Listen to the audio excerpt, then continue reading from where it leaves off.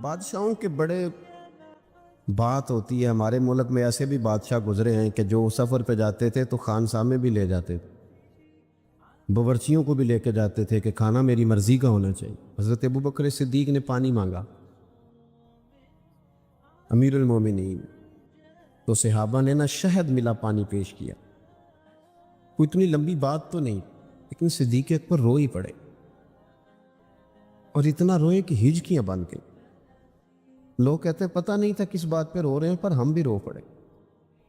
حضور آپ کیوں روتے ہیں؟ تو آپ فرمانے لگے یار مجھے آسانیوں میں مبتلا کرنے لگے ہو, مجھے ان دنیا کی لذات میں الجھانے لگے ہو. میں حضور کی بارگاہ میں بیٹھا تھا تو اللہ کے رسول فرما رہے تھے پیچھے ہٹ جا, پیچھے ہٹ جا, پیچھے ہٹ جا. میں نے پوچھا حضور آپ کس کو کہہ رہے؟ تو حضور فرمانے لگے دنیا میرے پاس آئی تھی, وہ قریب کرنا چاہتی تھی مجھے, تو میں نے اسے کہا پیچھے ہٹ جا, میرے نیڑے نہ آنا, دور ہٹ جا. تو ہٹ تو گئی ہے, پر جاتی دفعہ کہہ گئی ہے سونیا آپ تو بچ گئے ہیں, پر آپ کے بعد والے کیسے بچے؟ تو مجھے سینے سے لگا لے, گلے سے لگا لے, مقصد اپنا سمجھے, اعمال کا حسن پیدا کرے.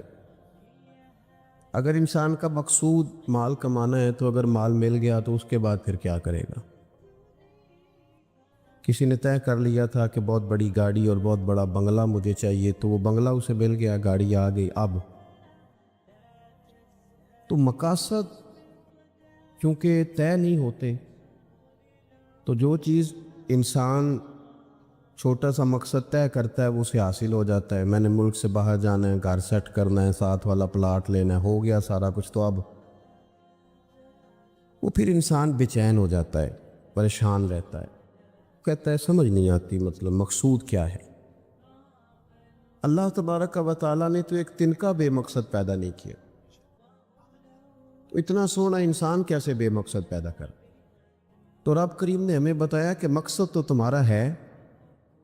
مقصد ہے الذی خلق الموت والحیات لیبلوکم ایکم احسن عملا. اس نے موت اور حیات اس لیے پیدا کی ہے تاکہ پتہ چلے تم میں اچھے عمل کون کرتا ہے, تم کس قدر زیادہ اپنے رب کی عبادت کرتے ہو, کس قدر زیادہ حسن اخلاق کا مظاہرہ کرتے ہو, کس قدر زیادہ لوگوں کی خدمت کرتے ہو, کس قدر زیادہ تم دین کی تبلیغ میں, اشاعت میں, ابلاغ میں, ترویج میں کردار ادا کرتے ہو. با مقصد تمہیں بنایا, با مقصد. اچھا ترین عمل تم میں سے کون کرتا ہے؟ اس لیے موت اور حیات پیدا کی تھی کہ تم نے ستھرے سے ستھرے اعمال, بہتر سے بہتر کردار, اعلیٰ سے اعلیٰ تمہارا انداز زندگی. دیکھیں ہم نے لوگوں کے ساتھ مل کے رہنا ہوتا ہے, بہت ساری چیزیں ایسی ہوتی ہیں کہ جو تکلیف کا سامان بنتی ہیں. اب انہی لوگوں کے ساتھ اللہ نے ہمیں مل کے رہنے کا حکم دیا, ان کے حقوق ادا کرنے کا حکم دیا, تو ساتھ ساتھ درگزر کا بھی کہا, معافی کا بھی کہا. جب انسان معافی کر دینے والا ہو جاتا ہے, درگزر والا ہو جاتا ہے, تو پھر وہ بڑا ہو جاتا ہے, بڑے دل والا ہو جاتا ہے, بڑے حوصلے والا ہو جاتا ہے, بڑے ضرب والا ہو جاتا ہے, اس کی زندگی حسین ہوتی. تو یہاں آئے تھے کچھ کام کرنے. وہ جو ہم نے مقصود بنائے تھے نا, مطلب اچھے کپڑے, اچھی دنیا داری, اچھی گاڑی, اچھا موبائل سیٹ, وہ چونکہ مقصود نہیں تھا تو ان چیزوں کے حصول کے باوجود بھی لوگ پریشان ہیں. مقصود یہ تھا کہ بہترین عمل, سونا عمل, اعلیٰ ترین عمل میرے رسول پاک صلی اللہ علیہ وسلم کے غلاموں نے وہ عمل کر کے دکھایا. اعلیٰ ترین مزاج رکھتے تھے اور اعلیٰ ترین خدمت, یعنی لوگ ان کا کردار دیکھ کے کردار اور عمل دیکھ کے, ہم تو لمبی تقریریں کرتے ہیں, باتیں کرتے ہیں, بڑا کچھ بتانا پڑتا ہے, لیکن وہ بس تھوڑا سا لوگ ان کے پاس اٹھتے بیٹھتے تھے, آتے جاتے تھے. اتنی دوڑ ہے کہ آگے بڑھ کے اور لینا ہے, اور لینا ہے, عالمی مزید کا رٹا. وہ سمجھ گئے ہم اڑے ہوئے. بہت سارے لوگ ایسے ہیں جنہیں صحیح بات کا پتہ چل گیا ہے, وہ فیصلہ کرنے میں دیر کر رہے ہیں. انہیں سمجھ آ گئی ہے کہ بہتر یہی ہے کہ میں وقت پہ مسجد آیا کروں, انہیں سمجھ آ گئی ہے بہتر یہ ہے کہ سویرے اٹھ کے نا واٹس ایپ بعد میں دیکھوں، پہلے قرآن پاک کی زیارت کر لیے کب۔ سمجھ انہیں ہے کہ باتیں زیادہ کرنے سے بہتر ہے درود و سلام زیادہ پڑھا جائے، پتہ انہیں ہے، فیصلہ ہی نہیں کر رہے، ارادہ نہیں بنا رہے، توجہ نہیں کر رہے۔ جب بہت زیادہ بندہ دنیا داری میں الجھ جاتا ہے نا، بہت زیادہ آسانیاں تو بندے کو جینے نہیں دیتی۔ پہلے انسان کہتا ہے کہ موٹر سائیکل ہو جائے نا تو چلو سفر آسان ہوگا، پھر موٹر سائیکل کہتا ہے ٹائر 2 ہیں، 4 ٹائروں والی ہونا، چلو مہران ہی ہو جائے خیر ہے، لیکن مہران میں بیٹھتے ہی اسے خیال آتا ہے کہ اس کی تو سیٹیں تنگ ہیں، پھر اس سے بڑی گاڑی چاہیے۔ یہ روز دوڑ ہے، بان فقیروں کسے نہیں ماریا، اے ہوئی چور اندر دا، یہ دوڑ ہے، یہ ختم۔ حضرت ابوبکر صدیق رضی اللہ تعالیٰ عنہ امیر تھے، ہمیں تو نا جی ایک سے ایک کھانا، اور آج یہ نہیں کھانا، آج میری مرضی کا کھانا، یہ میری مرضی کا، یہ میرے بچے کی مرضی کا، یہ فلانے کی مرضی کا، وہ خواہشات کا انبار۔ اور نفس بچے کی طرح ہوتا ہے، خواہش پوری کرو تو فوراً ہی دوسری بھی بتا دیتا ہے، دوسری پوری کرو تو تیسری کی بھی خبر دے دیتا ہے۔ ہم نا چونکہ الجھ جاتے ہیں، پھر وہ الجھاؤ ہمیں باہر نہیں نکلنے دیتا۔ اگر تھوڑا تھوڑا کر کے، میرا مطلب یہ ہے کہ زندہ رہنے کے لیے روٹی کھانی ہے نا، مطلب روٹی کا لطف کتنی دیر ہوتا ہے، جتنی دیر منہ میں چباتے، اس کے بعد ختم۔ تو کپڑا تو پہننا تھا بدن چھپانے کے لیے، اس میں وہ کدھر سے آ گئی ساری کہانیاں جو آج بن گئی۔ اور اتنے میں نے عجیب و غریب نظام دیکھا ہے کہ نوجوان ہے، اچھا بھلا سیاںا آدمی، کپڑے اس نے تازے سلوائے ہیں، اور 99 لوگوں نے کہا ہے صحیح لگ رہا ہے، تو صرف ایک نے کہا نہیں ٹھیک لگ رہا، وہ پریشان ہو جاتا ہے، کہتا ہے اس کا کچھ کروں، کیوں؟ اس لیے کہ یہی سارا مقصود سمجھ لیا ہے، کپڑے پہننا، اسی میں الجھ جانا۔ میں اکثر دوستوں سے کہتا ہوں، میں خود کسی دوسرے کی بات نہیں کرتا، بہت زیادہ عمر نہیں میری، میں خود جایا کرتا تھا، شادی کوئی آ گئی تو 2-3 دن پہلے ابا جی کہتے تھے پرانے جوتے کچھ گنڈوا لا، کچھ پالش کرا لا، توڑے میں ڈال کے جانا موچی کے پاس، اس نے کچھ سیٹ کر دینے۔ اب کہاں رہ گیا جی یہ کام، چھٹی نہیں ہو گئی، اب کون سا ایسا سلسلہ ہے؟ وہ جو کہیں سے کپڑا تھوڑا پھٹ جاتا تھا نا، تو اماں اس کو اس طرح پیوند کراتی تھی کہ ڈیزائن بھی بن جاتا تھا اور کام بھی چل جاتا۔ کدھر گیا وہ دور؟ لیکن تکلیف دیکھ لیں، آج پہلے سے زیادہ ہے، لڑائی پہلے سے زیادہ ہے، آزمائش پہلے سے زیادہ ہے۔ کیوں؟ جتنی بھی خواہشات آپ بڑھاتے جائیں گے نا، مقصد فوت ہوتا جائے گا۔ جتنی مقصود سفر کرنا ہے، گاڑی دکھانا تو مقصود نہیں نا، لیکن ہمیں وہ والی گاڑی چاہیے کہ لوگ ایک دفعہ انگلی منہ میں ڈالیں کہ وہ اس گاڑی پہ بیٹھا ہوا ہے۔ ہم مقصد سے پیچھے ہٹیں گے جب پھر تکلیف میں آئیں گے، پھر آزمائش۔ زندگی میں ہم نے جو چیزیں مینج کی ہیں وہ ساری دوسروں کے لیے، ہمارے لیے کوئی شے بھی نہیں۔ ولیمے پہ گئے تاکہ برادری راضی ہو جائے، تعزیت کے لیے گئے تاکہ محلہ راضی ہو جائے، فلانا کام کیا تاکہ لوگ جو ہیں وہ میرے حق میں ہو جائے، ساری زندگی دوسروں کے لیے جی کے گزار دی۔ اور آپ نے 99 نیکیاں کی، ایک خامی آئی تو لوگ تو وہ تھے جو پھر بگڑ گئے۔ بہتر نہیں بندہ رب کو ہی راضی کرے۔ واللہ ورسولہ احق ان یرضوا، اللہ اور اس کے رسول کا زیادہ حق ہے کہ انہیں راضی کیا جائے، ان کا زیادہ حق۔ اپنی زندگی میں معاملات کو ترتیب دیں، ایک مخصوص ذہن بنائیں، اتنا سویرے قرآن شریف پڑھنا ہے، اتنا درود پاک، اور یہ راز ہو ہمارا اور ہمارے رب کا، یہ راز ہو، اتنی دیر مصلی پہ بیٹھنا ہے۔ میرے ایک دوست ہے ڈاکٹر صاحب، میں بیٹھا تھا تو وہ ایک شخص کو کہہ رہے تھے تیرے دل میں کچھ باتیں ہیں، نکال دے تاکہ تیری ٹینشن ریلیز ہو جائے، تیری صحت ٹھیک ہو جائے گی۔ تو بندہ کہہ رہا تھا اچھا ٹھیک ہے ڈاکٹر صاحب۔ تو میں نے کہا کہ اگر آپ اجازت دیں تو ایک بات میں بھی کر لوں؟ نکاح بھی کر لیں؟ تو میں نے کہا ڈاکٹر صاحب کچھ دکھ بڑے ذاتی اور نجی ہوتے ہیں، بندہ کسی کے سامنے کہہ ہی نہیں سکتا، بڑے ذاتی قسم کے ہوتے ہیں، وہ آپ کسی کے سامنے جتنا مرضی کوئی قریبی ہو، وہ بندے کی اپنی اندر کی کچھ ایسی تکلیفیں ہوتی ہیں، اندر کی، آزم گنڈاں دے وچ گنڈاں 10 کیڑی کھولا، بڑے مسئلے ہوتے ہیں، آپ کیسے بیان کر سکتے ہیں، سوال ہی نہیں پیدا ہوتا۔ تو کہنے لگا پیر صاحب حال تو ہوگا نا؟ میں نے کہا بالکل ہے، ہمیں ہمارے دین نے دعا سکھائی ہے، جو کسی سے نہیں کہہ سکتے وہ اپنے رب سے کہہ دو، اللہ کے حضور عرض کر دو، کشکول طلب دراز کر کے کہہ دو مالک یہاں پریشان ہوں، وہ بڑا کریم ہے، عطا بھی کرے گا اور پردہ پوشی بھی فرمائے گا۔ اپنے اللہ کے ساتھ اپنا تعلق مضبوط کرے، اپنی زندگی میں حسن اعمال کا پیدا کرے، اعمال کا، کہانیوں کا نہیں، باتوں کا نہیں، تصویروں کا نہیں، نئی سے نئی پکچر کا نہیں، اعمال کا، اور خوبصورت ترین طریقہ ہو۔ دیکھیں نا، مشکل سے بھی تو نماز پڑھنی ہے نا۔ سویرے ابا بڑے غصے میں تھے تو پھر مجھے اٹھنا ہی پڑا، تو اس طرح بھی تو پڑھنی ہے۔ تو اگر بندہ ذوق سے اٹھے اور ذرا سونا کر کے وضو کرے اور ذرا صحیح کر کے مصلی بچھائے اور سجدہ کرے تو ذرا ذوق سے کرے، مجھے سوز دے، مجھے ساز دے، مجھے نیم شب کا نیاز دے، دم سجدہ خود کو میں توڑ دوں، مجھے ایسا ذوق نماز دے۔ اس ذوق کے ساتھ آگے بڑھے۔ مقاصد جب بندہ سمجھ جاتا ہے نا، مقاصد، پھر اس کے لیے آسانی ہوتی ہے۔ میں نے عرض کیا تھا زیادہ باتیں نہیں کرنی، مقصود تو ایک پیغام دینا ہے۔ اب ہم نے جانے والوں کے لیے کیا کرنا ہے؟ ایک تو یہ کہ اپنا مقصد ٹھیک کرنا ہے کہ جو رخصت ہو گئے، اپنے بزرگوں کو نا یاد رکھیں۔ اصل کام ہے ان کو کھول کے بتائیے۔ سال کے بعد ختم، بڑی اچھی بات ہے، سسماہی، ششماہی، سیماہی سب ٹھیک ہے، ان کو یاد رکھیں۔ حضور نہ یاد رکھتے تھے، اپنی والدہ کا ذکر کرتے، اپنے والد کی بات کرتے، اپنے دادا کا ذکر کرتے، اپنے جانے سیدہ خدیجہ الکبریٰ رضی اللہ تعالیٰ عنہ وصال کر گئیں تو حضرت عائشہ کہتی ہیں حضور اکثر گھر میں ان کا ذکر کرتے۔ اپنے بزرگوں کو یاد رکھیں، ان کا ذکر کریں، ان کو نا، والد کے لیے نا والد ہونا شرط ہے، پی ایچ ڈی ہونا شرط نہیں۔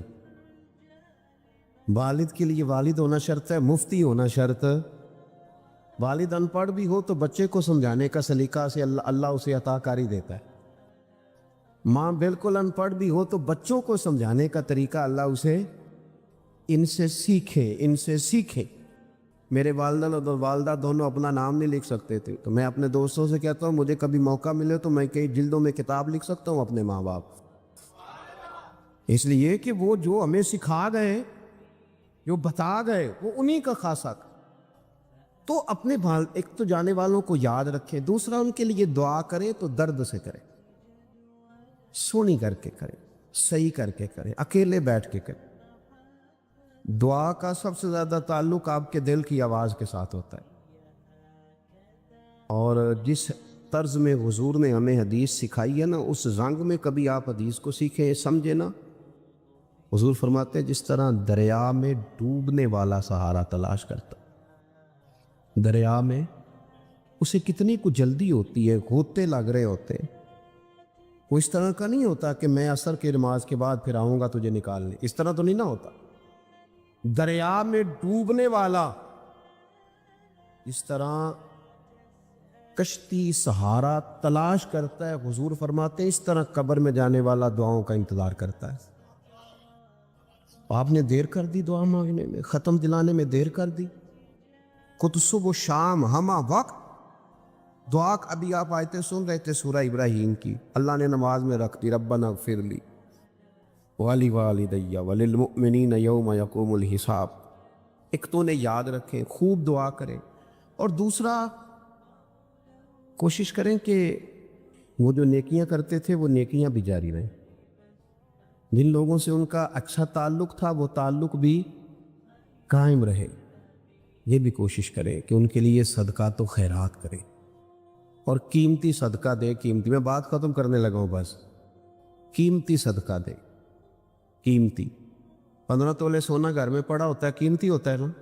کبھی کسی نے چوک میں بتایا آ کے کہ آج 15 تولے سونا میرے گھر میں پڑا ہے، بولو نا، لگتا ہے تو 10 چھڑنا ہے۔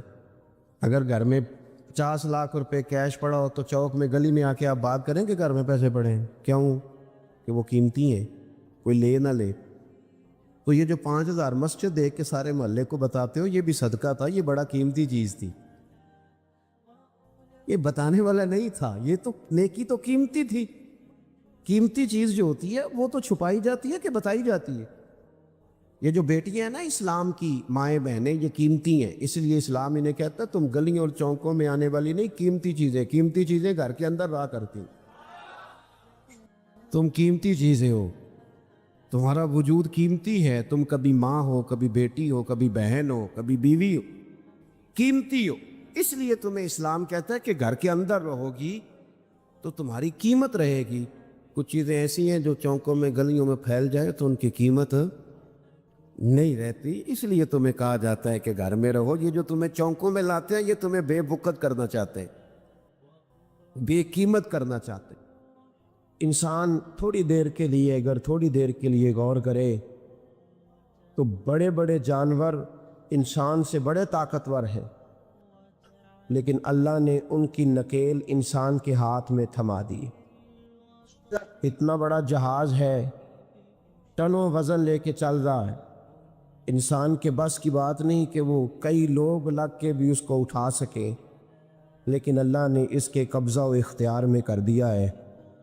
فرمایا هو الذی خلق لکم ما فی الارض جمیعا، زمین میں جو کچھ ہے سارا تیرے لیے بنایا ہے، آسمان میں جو ہے سارا تیرے لیے بنایا ہے. وما خلقت الجن والانس الا لیعبدون، فرمایا کل کائنات میں نے تیرے لیے بنائی ہے اور تجھے میں نے اپنی عبادت کے لیے پیدا فرمایا. تو جنوں اور انسانوں کو اللہ نے اپنی عبادت کے لیے تخلیق فرمایا.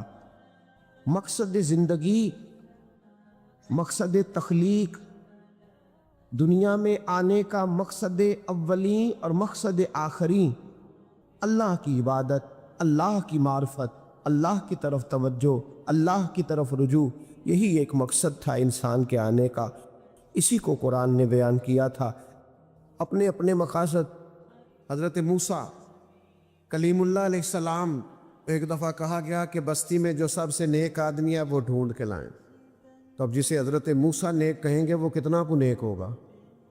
پوری بستی میں سے نیک آدمی تلاش. مکتوبات 2 صدی میں صوفیہ اس کو لکھتے ہیں، کہتے ہیں وہ سب سے نیک آدمی ڈھونڈ کے حضرت موسیٰ علیہ السلام لائے. اب کہا گیا اس کے ذمے لگائیں. حضرت موسیٰ نے اس کے ذمے لگایا کہ بستی میں سب سے گناہگار بندہ ڈھونڈ کے لاؤ. نیک آدمی کے ذمے لگایا کہ سب سے، میرا خیال ہے یہ میرے ذمے لگتا تو 2 بندے نیک بچنے تھے، ایک میں، ایک جو میرے پیچھے ہاتھ باندھ کے چلتا ہے. باقی سارے گناہگار تھے. جو میری ہاں میں ہاں نہ ملا ہے. آپ ناراض نہ ہونا، آج کل لوگ حق پرست نہیں ہوتے، گروہ پرست ہوتے. اپنے اپنے گروہ کو سپورٹ کرتے ہیں، حق کو نہیں. معاذ اللہ ثم معاذ.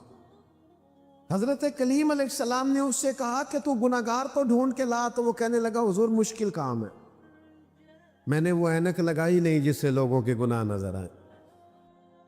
فرمایا نہیں، بس کہ کوئی پیار کی بات ہے میں تجھے کہتا ہوں. تو اس بندے نے نظر ڈالی اور کہا مجھے 3 دن کی مہلت دے، میں ڈھونڈ کے لاتا ہوں. 3 دنوں کے بعد مقررہ وقت پر وہ بندہ ڈھونڈ کے کسے لایا؟ اپنے گلے میں رسی تھا، حضرت موسیٰ کے ہاتھ میں تھما، تڑپ کے رویا.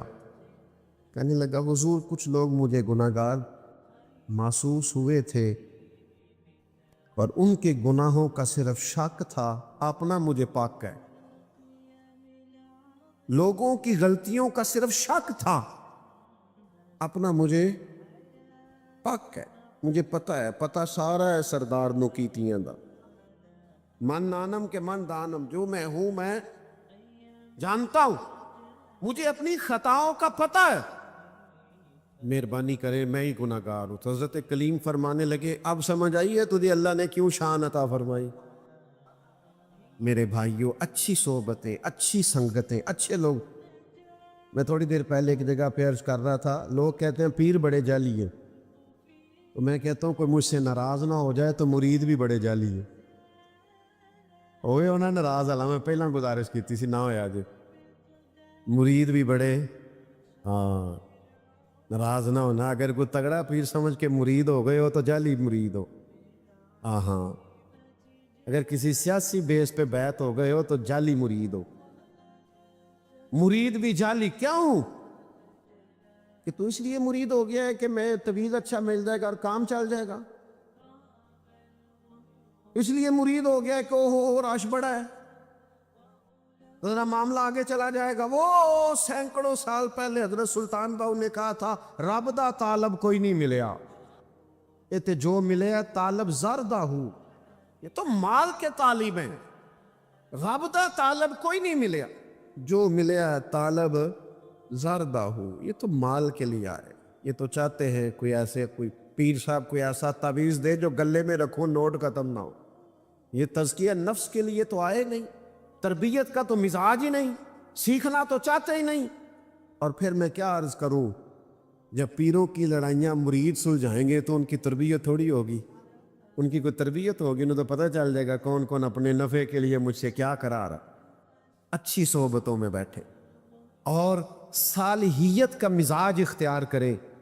میں اور آپ جس معاشرے میں وقت گزار رہے ہیں یہ معاشرہ ہجوم بنتا جا رہا، ہر آدمی ایک نئی سوچ اور ایک نیا زاویہ نگاہ پیش کرتا، الجھے ہوئے خیالات، بکھری ہوئی سوچیں، وسوسوں کا غلبہ، ٹوٹتی بکھرتی باتیں، چھوٹی چھوٹی گروہ بندیاں، چھوٹی چھوٹی اہل حق کے اندر بھی چھوٹے چھوٹے گروپ، یہ انداز درست نہیں ہے۔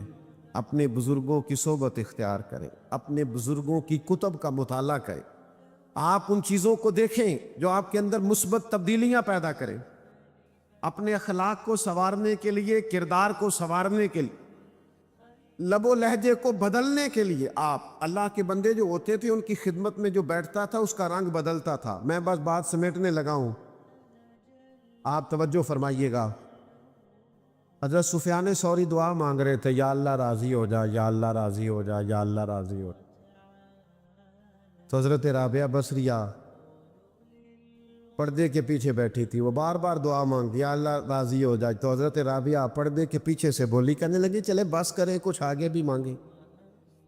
تو کہنے لگے آپ کیوں اس پر ناراض ہو گئی ہیں؟ تو فرمانے لگی پہلے جتنے لوگ دعا مانگ رہے ہیں یا اللہ راضی ہو جا، یا اللہ راضی ہو جا، یہ سارے اپنے دل پہ ہاتھ رکھ کے بتائیں نا، یہ سارے اللہ سے راضی ہیں؟ یہ سارے اللہ سے، کیونکہ قرآن مجید کا اسلوب یہ ہے کہ رضی اللہ عنہم ورضوا عنہ، ذالک الفوز العظیم۔ کامیابی یہ ہے کہ اللہ بھی بندے سے راضی ہو اور بندہ بھی اللہ سے راضی ہو۔ وہ صبح شام شکوہ نہ کرے کہ یہ نہیں ملا، یہ نہیں ملا، یہ نہیں ملا۔ توجہ ہے آپ کی میری بات؟ وہ ہر وقت شکوہ نہ کرے، بلکہ اللہ بندے سے راضی ہو اور بندہ بھی اپنے اللہ سے۔ اور نبی پاک علیہ السلام نے فرمایا تو رب کے دیے ہوئے تھوڑے رزق سے راضی ہو جا، وہ تیری تھوڑی عبادت سے راضی ہوگا۔ راضی رہنا سیکھیں۔ بڑا ہی شکوہ ہے لوگوں کی زبانوں پر، بڑے ہی شکوے۔ ہم نے تو کسی کو چھوڑا نہیں، نہ کوئی ادارہ چھوڑا ہے پاکستان کا، شکوہ کر کر کے، اعتراض کر کر کے، نہ کوئی جماعت چھوڑی ہے، نہ کوئی مذہبی آدمی کو ملتا ہے آپ کو جو ٹھیک ہو، کوئی نہیں۔ ایسی ہوا چلی ہے کہ ہر شخص سوچتا ہے تمام شہر جلے بس ایک میرا گھر نہ جلے، بس سب ختم ہو جائے میں بچ جاؤں، سب کے خلاف مہم چلاؤ۔ شریف رکھیں جی، تھوڑی دیر بات کرنے دیں، آپ کا انتظام بڑا اچھا ہے، بس بات ختم ہو گئی، اللہ آپ کو سلامت رکھے۔ یہ بات مکمل کر لوں اور بات کو سمیٹتا ہوں۔ بھائیو، اللہ کی رضا پہ راضی رہنا سیکھیں۔ ہر شخص کی ہر مقام پر ضرورت ہے، یہ کوئی عزت نہیں ہے ہمارے ہاں یہ اللہ ماشاء اللہ ساؤنڈ چلانے والے کی۔ کبھی کسی نے سٹیج پہ بیٹھے دیکھا اس کے گلے میں کبھی کسی نے ہار ڈالا ہے؟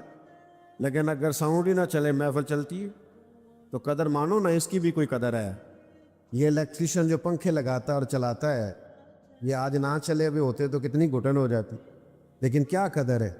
ہر شخص جہاں ہے وہ راضی رہے کہ رب نے جہاں مجھے رکھا ہے بڑی شان سے، اپنے مالک کی رضا پہ اور تقسیم پہ راضی رہیں۔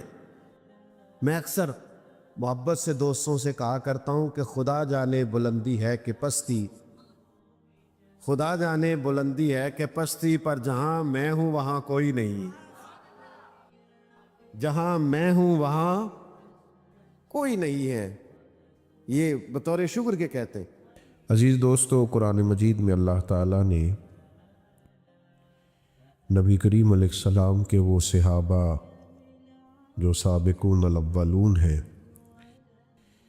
جو بالکل آغاز میں ہی دائرہ اسلام میں حاضر ہوئے، نبی کریم علیہ السلام کی صحبت بابرکت سے بالکل شروع میں فیض یاب ہوئے، ان کا ذکر فرمایا والسابقون السابقون، سبقت لے جانے والے سبقت لے ہی گئے، اولئک المقربون، فرمایا یہی وہ لوگ ہیں جو اللہ کے قرب والے، یہ قریب کے لوگ۔ عزیز دوستو، وہ لوگ بڑے خوش نصیب خوش بخت قرار پائے جنہوں نے نبی رحمت صلی اللہ تعالی علیہ وسلم کی خاص نگاہ کرم سے فیض پایا اور پھر آسمان ہدایت کے ستارے بن کے چمکے۔ اگرچہ تمام صحابہ کی عظمتیں، تمام کی بلندیاں اور تمام کی رفتیں اتنی زیادہ ہیں کہ کسی ایک صحابی کا بھی مرتبہ و کمال بیان نہیں کیا جا سکتا، لیکن خلفائے راشدین،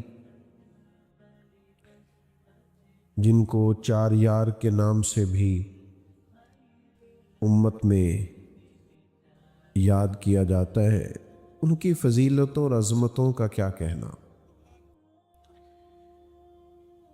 ہم نے اپنے زمانے میں بڑے لوگوں کے پروٹوکول دیکھے ہیں، لوگوں کا شہانہ اٹھنا بیٹھنا اور رہنا سہنا دیکھا ہے، اور بالخصوص وہ لوگ جو حکومت کی باغ دوڑ سنبھالتے ہیں، ان کے تو حالات ہی بڑے انفرادی ہو جاتے ہیں۔ ان کے عوام جن ملکوں میں ایسے حکمران ہوتے ہیں، وہ کبھی تصور بھی نہیں کر سکتے کہ اتنے ٹھاٹ پاٹ والے بادشاہ سے ہم کبھی ملاقات بھی کریں گے۔ تصور بھی نہیں، سوچ بھی نہیں سکتا عام آدمی کہ میں جاؤں اور جا کے وزیر اعظم صاحب سے یا صدر صاحب سے یا کسی وفاقی وزیر سے بھی میں ملاقات کر سکوں۔ ہمارے ہاں اس کو عام آدمی بالکل محال سمجھتا ہے، بلکہ جس شعبے کا کوئی وزیر ہوتا ہے، اس سے متعلقہ بھی اگر کسی شخص کو کوئی کام پڑ جائے تو یہ ممکن نہیں ہوتا کہ وہاں تک اس کی رسائی ہو سکے۔ ہمارے ہاں تو خیر یہ بڑا جان جوکھوں میں ڈالنے والا کام ہے، لیکن اس وقت کو آپ سوچئے جب کیسر و کسریٰ حکمران تھے اور عجیب ان کی حکومتیں تھیں کہ جن میں انسانوں کی منڈیاں لگتی تھیں، لوگ بکتے تھے، بوڑھے ماں باپ کو جا کر کے لوگ بیچ آتے تھے، اور پھر مطلق العنان سمجھنے والے اپنے آپ کو وہ حکمران، کسی کی جرت کیا ہے ان کے محل تک رسائی پا سکے، ان سے بات کر سکے۔ پھر اللہ تبارک و تعالیٰ نے کرم فرمایا اور مدینہ منورہ کی وہ ریاست وجود میں آئی جہاں سے پوری دنیا پہ رحمت کا سایہ ہو گیا۔ نبی کریم صلی اللہ تعالیٰ علیہ وسلم کے اس ریاست کی تشکیل کے بعد لوگوں نے ایک عجیب اور بالکل انفرادی اور بالکل الگ تھلگ اور خوبصورت نظارہ دیکھا۔ اب لوگ چاہتے تھے کہ اس کا تسلسل ہو، یہ جو حضور نے کرم نوازی فرما کے اتنا خوبصورت نظام بنا دیا ہے کہ کسی کو کوئی مشکل ہی نہیں ہے۔ اللہ کے محبوب علیہ السلام تشریف فرمائے ہیں تو ایک شخص آیا تو نبی کریم صلی اللہ تعالی علیہ وسلم صحابہ کے بیچ تشریف فرما تھے، اور ان کی نظریں جھکی ہوئی تھیں اور ان کے دل کی دھڑکنیں بھی ادب کے ساتھ آواز دے رہی تھیں۔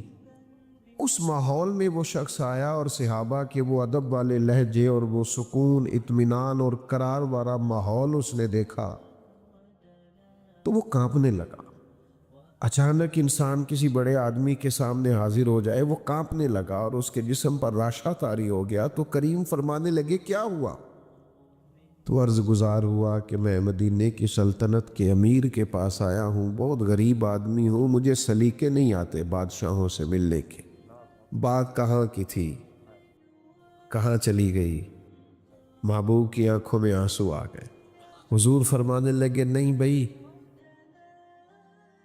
تو کسی بادشاہ کے پاس نہیں آیا، تو اس بیٹے کے پاس آیا ہے جس کی ماں گوشت کے خشک ٹکڑے کھا کے بھی گزارا کر لیتی تھی۔